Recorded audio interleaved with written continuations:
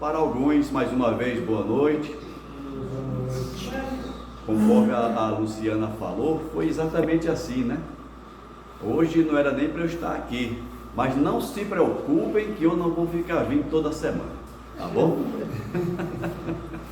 Coincidiu que nós tivemos uma outra atividade hoje e aquilo que a gente aprende lá no nosso trabalho, né? Soldado no quartel, ou quer serviço ou cadeia, né? Como eu não quero ficar preso, então vamos trabalhar. A Luciana sugeriu essa temática e nós vamos refletir juntos, tentar aprender juntos sobre esse tema que a Luciana nos sugeriu. E aí resolvi colocar esse título: Dormindo sob a própria sombra. E eu vou comentar com vocês alguns conceitos desse título para que a gente entenda a dinâmica do nosso raciocínio.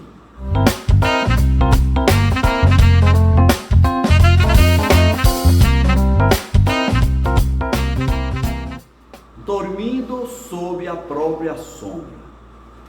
O que é dormir? Significa o quê? Dormir. Eu fui buscar o conceito de dormir lá no Evangelho de Mateus, no capítulo 13, no versículo 24 ao 30.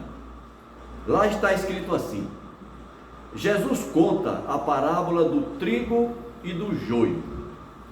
Durante a noite, enquanto os servos dormiam, o inimigo semeou o joio no meio do trigo, e quando a colheita chegou, foi possível distinguir que havia joio no meio do trigo. Esta parábola pode ser interpretada como uma metáfora para a presença do mal no meio dos que se dizem seguidores de Jesus, e a necessidade de estarmos vigilantes para não sermos enganados. A expressão dormiam pode ser entendida como uma falta de vigilância, um descuido espiritual. Então, o nosso título de hoje é Dormindo sob a própria sombra. O que é sombra? Na psicologia analítica de Carl Gustav Jung, a sombra refere-se à parte da nossa personalidade que é reprimida. É aquela parte de nós que nós não aceitamos, contendo aspectos que a pessoa considera negativos ou alinhados ou não alinhados com a sua imagem, com a sua própria imagem. Ou seja, aquilo que eu não gosto em mim, eu rejeito, eu mando para a sombra. Por exemplo, eu sou invejoso, mas eu nunca vou assumir para ninguém que eu sou invejoso. Então eu digo, não, eu não tenho inveja do Arísio, eu não tenho inveja da maneira como o Arísio toca esse instrumento, eu apenas admiro. Eu transformo a minha inveja eu digo que a minha inveja é admiração, e por aí vai. A sombra é um conceito fundamental para o processo de individuação, de autoconhecimento, que consiste em integrar todos os aspectos da nossa personalidade, incluindo aqueles mais obscuros. Então aí nós já definimos o que é o dormir no nosso bate-papo de hoje, e já definimos também, já conceituamos também de que sombra nós estamos falando. Ou seja, dormindo sob a própria sombra quer dizer que muitas vezes nós estamos dormindo, ou seja, não estamos atentos, conforme a parábola de Mateus, não estamos atentos à nossa própria sombra. Na nossa sombra nós escondemos a inveja, a cobiça, a maledicência, que mais? Tudo aquilo que Jesus condena, a hipocrisia, Tudo isso está na nossa sombra. Não estou dizendo que todos nós temos tudo isso, mas aqui e acolá nós temos alguns desses. E a grande maioria de nós tem pelo menos um, para sermos caridosos. Então todos nós temos um pouco disso tudo nessa coisa que o Jung chama de sombra. Então qual é o nosso objetivo aqui hoje, nesse nosso bate-papo? Atentarmos para a nossa sombra. O que é que eu carrego na minha sombra? Será que ao invés de eu estar deitado numa sombra bondosa, fresca, ventilada, eu estou dormindo sob uma sombra pesada de mim mesmo? Eu não estou atento àquelas coisas que muitas vezes eu condeno no outro e não vejo o que está em mim. Os fariseus foi um povo dos mais citados por Jesus nos evangelhos. E por que Jesus se referia muito aos fariseus? Porque os fariseus eram a representação dessa sombra que a humanidade carrega. Os fariseus eram a representação da nossa hipocrisia. Daí Jesus ter se referido a eles como os sepulcros caiados, pintados por fora, bonitos por fora, cheios de boas maneiras por fora, cheios de uma palavra bonita para ser dita, mas quando se buscava a essência dos fariseus, não tinha nada. Ora, Ricardo, o que isso tem a ver comigo? Tudo a ver. Comigo, com certeza, mas eu acredito que com cada um de nós. Porque como nós ainda estamos neste mundo, isso significa que nós não vencemos, não atingimos todos os objetivos previstos pelo Cristo para que possamos sair deste vale de lágrimas. Se nós ainda estamos aqui neste planeta, é porque nós estamos cumprindo aquela fala do Cristo, quando ele disse que não sairemos daqui enquanto não resgatarmos o último centil, o último centavo. Se nós ainda estamos aqui, é porque ainda estamos em busca desse objetivo. Já falei aqui outras vezes que quando eu penso no objetivo ou nos objetivos a serem atingidos durante uma palestra, eu nunca coloco nos meus objetivos passar a mão na nossa cabeça.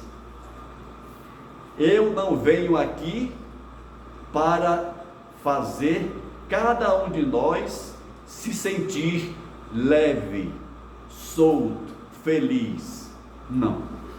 O meu objetivo aqui é fazer a gente pensar, refletir sobre o que ainda precisamos melhorar em nós. E eu não vejo uma palestra que fuja deste objetivo como eficaz. A não ser se eu estivesse aqui para fazer um show de comédia, aí sim, ao invés de falar dessas coisas, eu ia contar piada, todo mundo ia rir, todo mundo ia ficar muito alegre, mas não é esse o objetivo de uma palestra espírita. Se não me engano, já falei aqui uma vez, que após uma palestra, um ouvinte veio até mim e disse assim: Ricardo, nunca mais eu assisto uma palestra sua. E eu falei: por que? Está tão ruim assim? Ele disse: não, é que sempre que eu assisto uma palestra sua, eu sinto a minha consciência pesando sobre mim. E eu falei: ótimo, atingi o objetivo. E se a tua consciência está pesando sobre você, é porque ela está carregada dessa sombra que você não quer reconhecer. E como é que nós vamos fazer a tal da reforma íntima se nós não tivermos coragem e determinação para mergulhar neste ambiente psíquico, nesse fosso psíquico que cada um de nós carrega, e fizermos a devida faxina que precisamos? Aí é que a gente vê por que o processo reencarnatório é tão longo. Porque nós vamos passando de encarnação e reencarnação, fazendo de conta que estamos buscando nos melhorar. Será que esta encarnação é a primeira que nós nos dizemos cristãos? Certamente não. Nós conhecemos o Cristo há muito tempo. Alguns de nós já estávamos aqui neste planeta quando o Cristo passou por aqui. Alguns de nós, inclusive, estávamos presentes naquele ambiente onde o Cristo viveu. E o que estamos fazendo aqui ainda hoje? Já podemos dizer que apreendemos todas as lições que nós ouvimos do Cristo? Algumas delas, quem sabe até ouvimos diretamente da sua boca,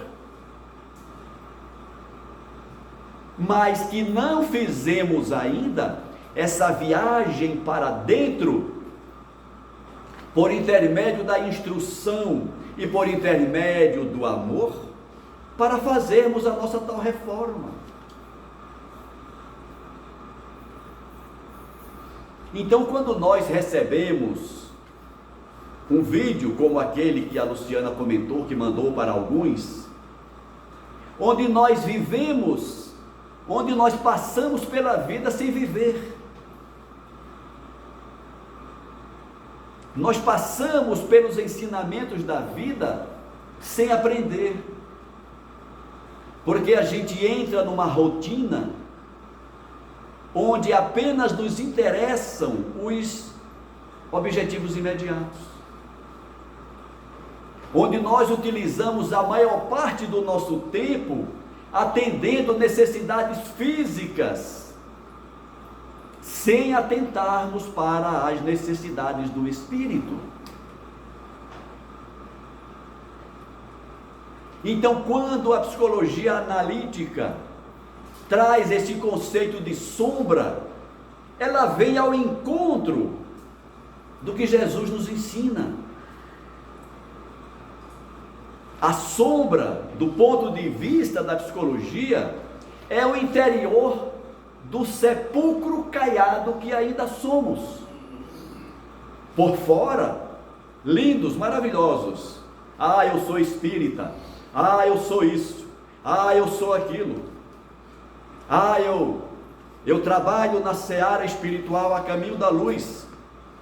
Eu aplico passe, eu toco um instrumento, eu faço uma palestra, eu faço isso, eu faço aquilo. Ótimo! Mas e aqui dentro? Mudou o que em você? Você está visitando o seu porão, onde estão escondidas aquelas coisinhas que você não quer que ninguém saiba. Lá no porão da nossa consciência é onde estão armazenadas as nossas características mais desprezíveis. E não adianta dizer que não temos isso. Se estamos aqui nesse processo, é porque ainda estamos com o nosso porão cheio de valores que não tem valor diante dos ensinamentos de Jesus. E quantos de nós dormimos sob essa sombra? Que bom seria, repetindo, se nós estivéssemos dormindo sob a sombra de uma consciência tranquila. Olha que maravilha! Se nós estivéssemos dormindo, descansando, sob a sombra de uma consciência ciente do dever cumprido. Mas não. Muitos de nós estamos dormindo sob essa sombra. A sombra que alimentamos com tudo aquilo que não aprovamos em nós e que mandamos para esse porão da nossa consciência. Então, mais uma vez, o objetivo da nossa reflexão de hoje é sacudirmos a nossa consciência para despertarmos desse sono e percebermos o que precisamos fazer enquanto é tempo. Críticas. Podemos dizer que nós não somos críticos? Eu não tenho coragem de dizer isso. E muitas vezes a gente se percebe, né, Arísio? Quando a gente menos espera, nós estamos criticando alguém. Olha, fulano faz isso. Ah, eu não acredito que fulano faz isso. Mas você faz a mesma coisa. Quantas vezes nós levantamos a voz ou o pensamento que seja contra alguém que está tentando acertar? E a gente vê muito isso entre nós, os ditos religiosos. Olha, está querendo aparecer. Não é assim? Está querendo aparecer. Ou então, e isso aconteceu comigo, um colega lá dos tempos de juventude, viu um vídeo, uma palestra minha, na internet, e fez questão de me dar uma mensagem, para dizer assim: está querendo ser santo agora? Eu te conheço do passado, conforme diz aquele filme, né? Eu sei o que você fez no verão passado. E por isso que eu peguei um texto que a Luciana divulgou recentemente, fiz uns ajustezinhos e fiz um vídeo falando exatamente disso. Eu não renego o que fiz, nem o que deixei de fazer. Mas no momento que eu adquiro a consciência de que não devo mais fazer aquilo, eu viro a página e é vida que segue. Nós não estamos em processo de evolução? Significa isso. Paulo de Tarso, quando ele diz: quando eu era criança, eu falava como criança, mas agora que sou adulto, eu devo falar como adulto. Isso do ponto de vista espiritual. Então, quem chega aos 60 anos de idade, aos 50, aos 40, pensando, falando e agindo do mesmo jeito que falava, agia e pensava aos 20, está perdendo tempo, não mudou nada. Então é muito natural, necessário até, que quando nós cheguemos a determinada idade cronológica, nós sejamos diferentes, de preferência para melhor, do que quando éramos jovens. Isso faz parte do processo. Apenas o Cristo veio para este mundo 100% pronto. Se nós pegarmos algumas celebridades, digamos assim, celebridade não é a palavra mais adequada, mas alguns nomes de realce no movimento cristão, eles nos dão exatamente esse exemplo. Vamos começar por Paulo de Tarso. Hoje, São Paulo. hoje reconhecido como o apóstolo dos gentios. Mas antes de ele se tornar o apóstolo dos gentios, quando ainda era chamado de Saulo de Tarso, foi o maior perseguidor de cristãos que já tivemos. Matou muita gente. Se nós pegarmos Santo Agostinho, um dos pais da igreja, um dos precursores da doutrina espírita, antes de cair a ficha, como se diz, Santo Agostinho tem aras. O próprio Francisco de Assis, antes de ele reconhecer o chamamento do Cristo, ele viveu como um jovem, rico, com o dia a dia de um jovem. Mas quando ele percebeu, mudou. E por que eu estou dizendo isso? Porque se alguém se identifica com o que eu estou falando, não se sinta menor por isso. Agora que o Ricardo falou, eu percebi que eu sou invejoso, que eu sou hipócrita, que eu falo uma coisa e faço outra. Agora que o Ricardo falou, é que eu estou percebendo que eu, sei lá. Não é para se sentir envergonhado. Pelo contrário, agradeça a Deus a oportunidade de este ser o momento do seu despertamento.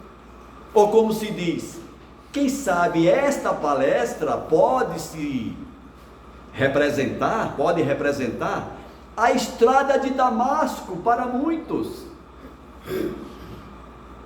E o que é a estrada de Damasco? É o momento em que Paulo de Tarso, quando ainda Saulo, se dirigia em busca de Gamaliel para matá-lo, porque defendia o cristianismo, ele se encontra com Jesus na estrada de Damasco. Então a estrada de Damasco, esta frase significa isso, é o momento em que nós nos reencontramos, ou nos encontramos com Cristo, e reconhecemos a sua lição, a sua mensagem.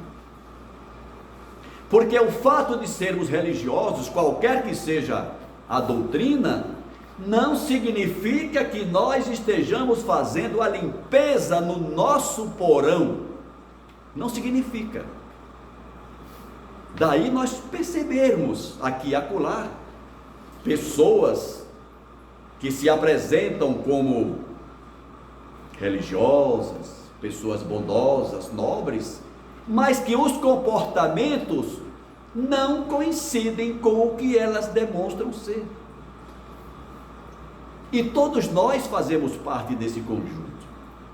Jesus se referia sempre, ou com muita frequência, aos fariseus, chamando-os de hipócritas. Eu peguei aqui alguns conceitos de hipocrisia. Hipocrisia, ela é demonstrada, ela é vivida, por exemplo, em forma de fingimento. O hipócrita, ele é fingido. O que é fingimento? O hipócrita finge ter uma determinada característica. Ele finge ser honesto, justo, religioso, quando na verdade não é nada disso. O hipócrita, ele também é dissimulado. O que é dissimulação? É a pessoa que esconde sua verdadeira personalidade, suas verdadeiras intenções, seus verdadeiros sentimentos, por trás de uma fachada de bondoso, de religioso, de respeitoso. Então o hipócrita também é dissimulado. O hipócrita também se contradiz. Então a contradição é uma outra característica do hipócrita. As palavras e ações de um hipócrita não se alinham com o que ele alega acreditar ou sentir. Então o hipócrita é aquele que diz que acredita em Deus, vive com o nome de Deus na boca o tempo todo, mas que suas ações não combinam com o que ele diz. E qual é a motivação para a hipocrisia? A hipocrisia pode ser motivada pela busca de aprovação. Sabe aquelas pessoas que querem ser aprovadas pela maioria? E hoje, com o advento da internet, pessoas que estão buscando a todo custo o tal do like. Então nós encontramos na internet pessoas falando coisas que é inacreditável. Como é que essa pessoa está falando isso? Mas ela fala aquilo porque ela sabe que vai agradar a maioria. A maioria vai dar like. Então ela não tem compromisso com a verdade nem com o que é certo. O motivo de ela estar fazendo um vídeo na internet é ganhar like. Quanto mais like, pode até ganhar um pouquinho mais de dinheiro também. Porque a internet também dá dinheiro. Então as pessoas estão colocando para fora a sua hipocrisia atualmente como nunca.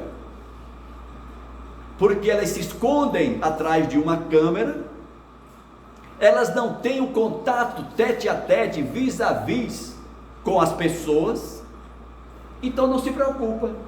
Ela faz a sua asneira, publica na internet, recebe seus likes e vida que segue. Uma outra motivação, reconhecimento. Tem gente que vive em busca de reconhecimento. Sabe aquelas pessoas que acendem uma luz e ficam olhando assim, você viu? Foi eu que acendi a luz. Em busca de aplausos. Elas querem ser reconhecidas pelo que faz, mesmo que faça uma besteirinha. E normalmente essas pessoas querem aplauso por quase nada. Elas só querem ser reconhecidas. Muitas vezes não têm a necessária competência para fazer algo que realmente mereça ser aplaudido. Então querem ser aplaudidos por qualquer coisa. É a motivação, uma das motivações do hipócrita. Outra motivação, vantagem social ou financeira. Acabamos de citar, hoje a internet está cheia disso. Ou pela necessidade de evitar o julgamento de outras pessoas. Então eu finjo ser o que gostaria de ser, para que as pessoas não me critiquem. De vez em quando nós vemos por aí ações, comportamentos envolvendo, por exemplo, sexo. Quantas vezes a gente não fica surpreso quando vê uma reportagem, determinada pessoa envolvida com atividades sexuais, e a gente diz assim, mas nossa, mas essa pessoa que aparentemente tem uma imagem tão positiva na sociedade, e de vez em quando a máscara cai de alguns, né? De vez em quando a máscara cai. Hipocrisia. Não reconheceu a sombra que tem dentro dele. Enganou-se durante a vida toda. Mas em determinado momento a máscara cai. E quando a máscara cai dessa maneira, é muito doloroso. Porque terão que enfrentar o julgamento de todos. Então, para que nós não cheguemos a esse ponto de ter a nossa máscara retirada dessa maneira, vamos fazer o dever de casa, gente. Vamos fazer aquilo que a Joana de Ângeles tanto aborda em seus livros, que é a necessidade do autoconhecimento. Eu me conheço. Alguns de nós podemos até dizer, eu me conheço. Mas conhecer-se é o primeiro passo. O mais importante do que se conhecer é reconhecer. Eu me conheço e eu sei que sou invejoso, mas se eu não reconhecer isso, a minha inveja vai ficando despercebida, vira sombra, está ali, escondidinha. Então é conhecer-se e reconhecer, aceitar, assumir a sombra que ainda jaz em nós. Esse é o grande desafio que todos nós encarnados neste planeta enfrentamos. Enquanto não despertarmos para isso, a nossa vida continuará inócua, sem gerar efeitos práticos positivos naquilo que nos trouxe para este mundo, que é a necessidade de evolução espiritual. No capítulo 9, item 6 do Evangelho segundo o Espiritismo, Lázaro nos diz assim: não basta que dos lábios saiam leite e mel, se o coração de modo algum está associado a isso, só resta hipocrisia. Aquele cuja afabilidade e doçura são fingidas, aquele cuja afabilidade e doçura não são fingidas, ele nunca se desmente, ele nunca se contradiz. Ou seja, aquela pessoa que é verdadeira, você nunca vai pegar ela numa mentira, porque ela é verdadeira. É o mesmo tanto em sociedade como na intimidade. Isso vale tanto para a nossa vida em sociedade como na intimidade do nosso lar. Quantos casamentos não se desfazem depois de anos de convivência, porque um dos cônjuges descobre determinado comportamento do outro que, meu Deus, como assim? Tem até um filme, né, que mais ou menos trata disso, dormindo com o inimigo. Você dorme com o inimigo e não sabe.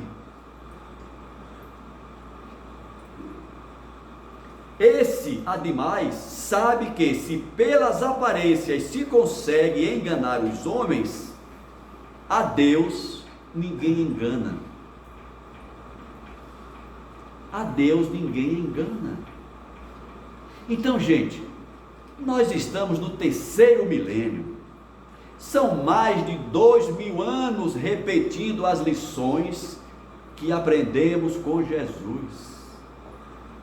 Até quando nós vamos postergar, jogar para frente esse processo de reforma interior? Até quando nós vamos nos enganar, achando que eu sou bonzinho só porque faço palestra? Eu sou palestrante, faço palestra, está tudo resolvido, não preciso fazer mais nada. Aí é que se engana. A pergunta que eu faço para mim: Ricardo, você está fazendo o que você está dizendo para os outros fazerem? Porque se não tiver, a minha culpa vai ser maior do que as dos demais. A minha responsabilidade é maior ainda. Então é um assunto que deve interessar a todos nós. Estamos dormindo sob a nossa sombra? Estamos desprevenidos? Estamos adormecidos? E não estamos percebendo que o joio do engano, o joio da mentira, o joio da hipocrisia está se infiltrando no nosso dia a dia e a gente não está percebendo? Estamos dormindo e não estamos percebendo isso? Será que nós estamos repetindo o mesmo sono da parábola citada no Evangelho de Mateus? Estamos experimentando o mesmo sono lá da parábola? Não estamos percebendo o joio que está entrando na nossa vida? Estamos nos enganando, estamos dormindo, estamos adormecidos e não estamos percebendo o que está acontecendo dentro de nós, ao redor de nós.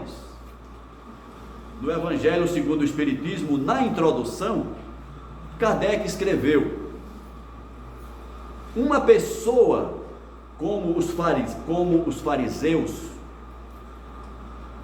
tanto na história como no uso comum, refere-se a alguém que aparenta ser muito religioso, justo e virtuoso, mas que na verdade é só hipocrisia, falsidade, e busca mais a opinião dos outros do que a verdade e a própria integridade. Evangelho segundo o Espiritismo, na introdução.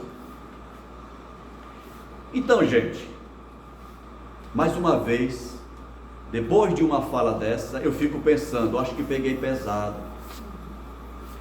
Mas, gente, não tem outro caminho. Se a gente não levar a sério o processo reencarnatório, se não levarmos a sério a missão que nos trouxe a esse mundo, que é a nossa reforma interior, a nossa reforma íntima, como é conhecida, a nossa reforma moral, daqui a pouco a gente está de volta de novo, numa outra encarnação, passando por sofrimentos ainda piores, porque não decidimos fazer a nossa tarefa enquanto aqui estamos. Ainda essa semana, gravando um programa sobre o Livro dos Espíritos, que eu já falei para vocês, quem tiver interesse pode procurar nos canais da Comunhão Espírita de Brasília, o programa chamado O Livro dos Espíritos em Nossa Vida. Sugiro que assistam. Enquanto nós não aproveitarmos,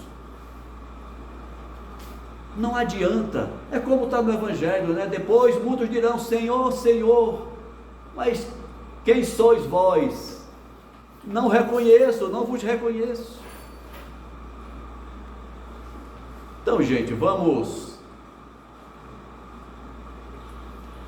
parar, pensar, refletir e vamos aproveitar esta oportunidade que estamos tendo nesta encarnação, a oportunidade de ter acesso a essas informações que a doutrina espírita nos traz, de ter acesso às informações que o Cristo nos trouxe. E não tem outro jeito: ou a gente se transforma para melhor, ou nós vamos colher o joio da nossa vida em forma de sofrimentos. Não tem jeito. Essa é a lei, é da lei. Espero ter contribuído com cada um de nós. Muito obrigado pela atenção.